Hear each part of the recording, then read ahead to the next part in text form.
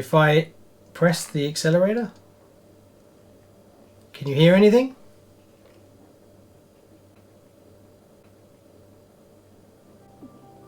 That's impressive. This RCKicks video is sponsored by Hobbycool, specialising in remote control and aerospace models and peripherals.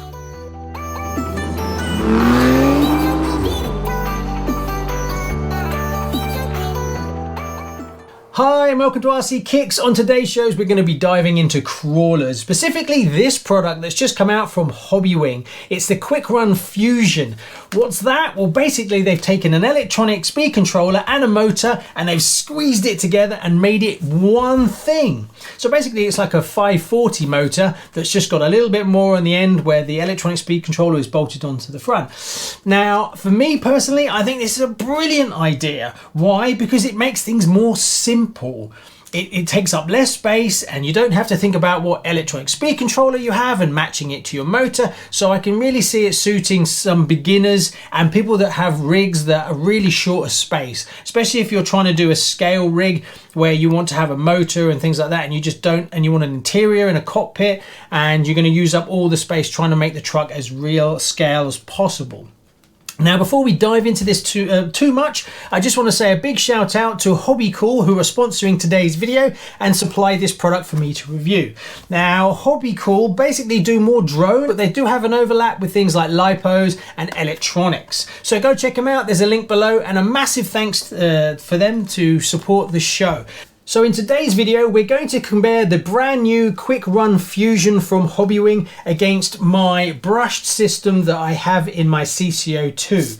Now, this is really more of a trail truck than a out-and-out crawler, but by changing the tires and changing some of the links and the motor and the electronic speed controller, I pushed it slightly more into the rock crawling kind of category, but it's not an out-and-out crawler for sure. And I also do a lot of trail driving as I'm out walking with the children. So what I currently have is a 55 turn HPI crawler brushed motor, and I have a HobbyWing Quickrun crawler brushed electronic speed controller. If you go to something like a 55 turn, that's a big step towards crawling, rock crawling, real low down, precision moving at slow speeds. And obviously this electronic speed controller from HobbyWing can really give you that finesse. Also, to try and back that up is I use a radio link.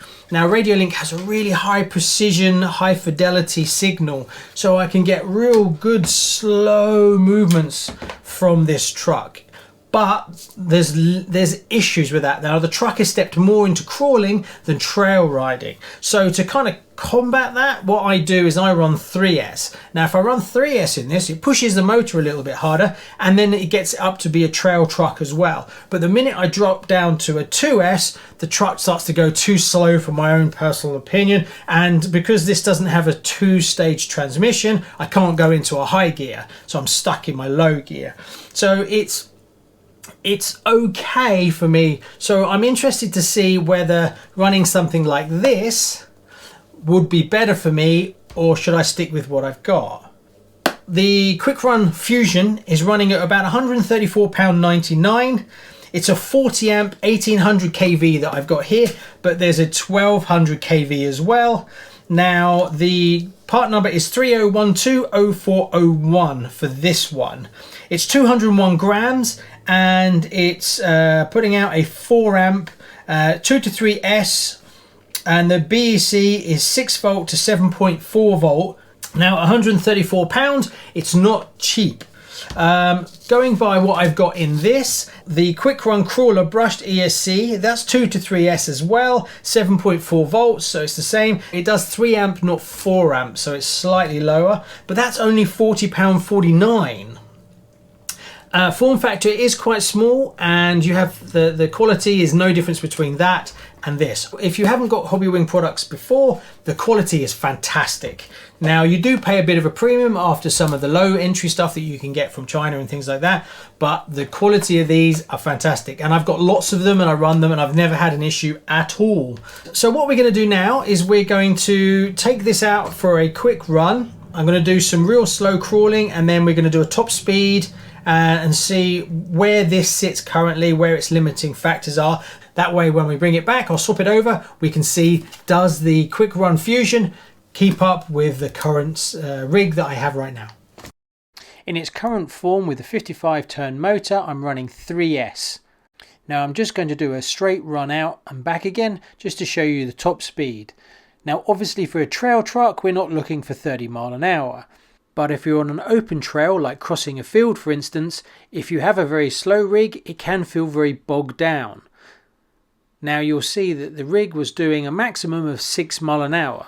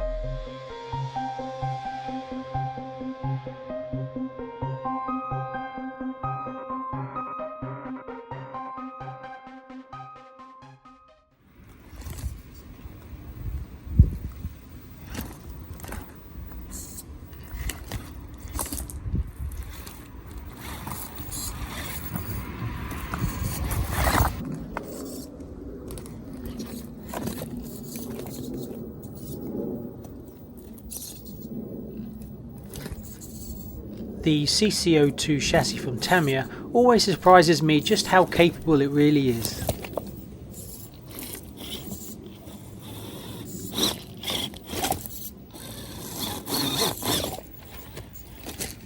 So there you go, 6 miles an hour is the maximum this rig will do. Now you walk at about 3.5 miles an hour, so it's twice as fast as you would walk. So in 3S, I'm quite happy with it, but the minute you go down to 2S, it's just too slow. Now, considering it's not an out-and-out rock crawler, I think it does pretty well.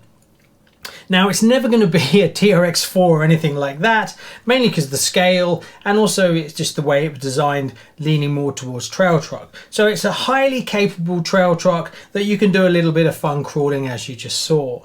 Right, what's next? Now we're going to fit this motor and see, we'll do exactly the same experiment again and we'll run it and we'll see how it feels. Now I don't know if you saw from the footage, but I can get it to crawl really gently, but consistency is the problem. What I find is I get a little bit of crawling and then it stops, or a little bit of crawling and then it goes a little bit too fast, whereas I'd like to get it crawling slowly but continuously. So it'd be interesting to see whether this actually makes a difference or not. Right, let's tear it apart and put it back together again. I'll be right back.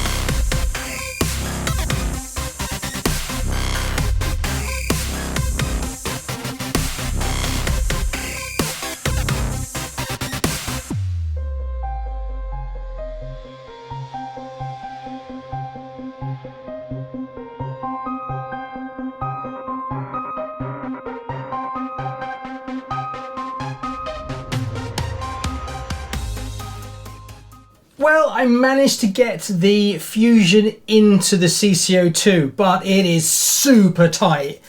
Now, the problem is not to do with the front servo, which is what I thought might be the challenge, but it's actually the rails, the joint of the front rail and the front section. There's a support from underneath, and where the bolts go through, they come out the other side. There's like captive nuts, and because the motor normally is in front of it, it's now touching it. So what I've done, which is I'm not very happy about, is it fits, but if you do up the bolts, you pull it tight. Now the gearbox is turned a fraction, and everything's running smooth, but being that I only need to remove a tiny amount, I will go back in and I will shave that off a fraction to take off the pressure off the gearbox, even though it doesn't seem to be doing anything and everything runs fine. So if you're going to put a Fusion into a CC-02, you do have to modify just a mil. There's 1 mil you need to take off and then it will be fine. But for the sake of this video, get it running, because I need to bring this video to you and I'm in a bit of a hurry because I've got other things backed up. But it's running and it's smooth and everything's okay. Right, now the thing is I have to program it, but that's really easy on the Fusion, because what they've done is they've put the connecting point on the actual switch, which is fantastic. Once you turn it on, it will fire up your card, and then you can set the values 1, 2, 3, 4, 5, 6, 7 up to 9, and then you get your values on the right hand side. Really easy, and they're all listed below. So the first one is RPM throttle matching, and that's 1, and that is enabled. Then number 2 is lipo cells. 1 is auto, 2 is 2S, 3 is 3S, so you can pick. I'll set it to auto as I use 2S and 3S in this rig. Next one, number 3, is cutoff voltage. So if I go to 3, it's set to 3, which is intermediate.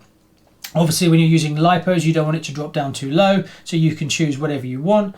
Then 4 is ESC thermal protection, and it's set to 1, which is 105C, 221 Fahrenheit, or you can disable it, or you can go to 2, which is 125, and 257, so you can set the thermal cutoff. Then we go to number 5, which is motor rotation. You can set which direction you want it to run. Number 6 is the BEC voltage. Now I needed to change this one. Number 1 is 6 volt and number 2 is 7.4 volts. So this servo that I'm running on wants the 7.4 volts. Then we've got number 7. 7 is drag brake force, how strong you want it to brake. I've got it set to level 3, which number 3, which is level 2. I want a drag brake, but not too much, mainly because I'm on the trails and I don't want it to stop dead all the time. Obviously, if you're doing more crawling on rocks, you want it to stop all the time. You don't want it to run away with you, so then you can go in and change it. Then we've got number 8, which is drag brake. So you can set the level 1 to 9 on that one, and I've got it at 3 because I don't want it to kick in too much. And then maximum reverse force is number 9, and I've got it set to 2, which is 50%, so it's half. And even that, I might change that to 25. But these are all personal and they're really easy to do. And if you keep this with you, you can plug it in and then you can change it at any point. Once that's done, you hit OK and then it flashes it and it's done. Then you just turn it off and then you just unplug it, put in the bung, and you're ready to go. It's as simple as that. You don't need any additional power or anything. Right, let's fire it up and see what it's like and take it out for a spin. Fingers crossed it's a step up and an improvement, because I really like the idea, even though it is a little bit tight in this chassis.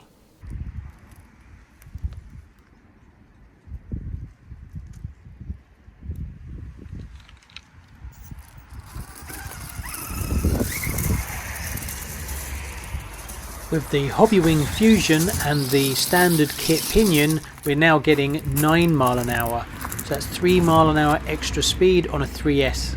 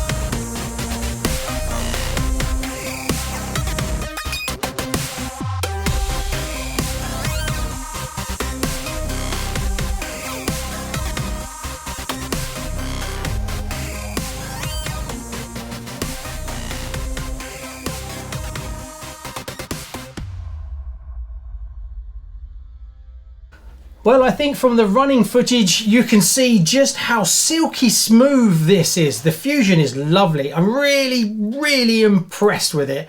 It gives you 9 miles an hour in its current stock form. It's running the same pinion that came in the kit of the CC-02, but 9 miles an hour versus the 6 that I was getting in the 55 turn is plenty of power for trailing. Now, if I run it on 2, which I haven't done yet, it'll probably drop down to the 6, which is what I got on the 3S. So that means I can run 2 or 3S and be totally happy to be able to drive this on the trails. But the big step forward, not only am I getting extra power and extra speed for trails, but the silky smooth attention to detail, the resolution is just fantastic, a massive step forward. I was so blown away with just the precision. I can show you on the countertop just how precise this car is using the Fusion. If I press the accelerator, can you hear anything?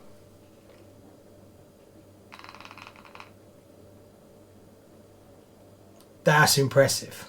Wow, really impressed. So can I recommend the HobbyWing Fusion? Oh yes. Now, could you take that 140 odd pound and spend it on an electronic speed controller and motor combination that would be better than this? I honestly don't know, possibly, but I don't have those to test, so I honestly can only give you the review based on what I've got in front of me. But you would not be disappointed with that. And it's super quiet. I really like that. When you're crawling, it's almost silent. And there's no whining, there's none of that. It's lovely and quiet. This rig is so stealth. It's beautiful. Anyway, getting a bit excited. It's just so nice to see an upgrade that really shows. It's not like, oh, I spent that money and it's a little bit better. That's a big step up for this rig. Anyway, thanks very much. Please like and subscribe. And I'd just like to say a massive thank you to Hobbycool for sponsoring this video. See you on the next one. Bye-bye. Check out one of these videos for some more RC fun.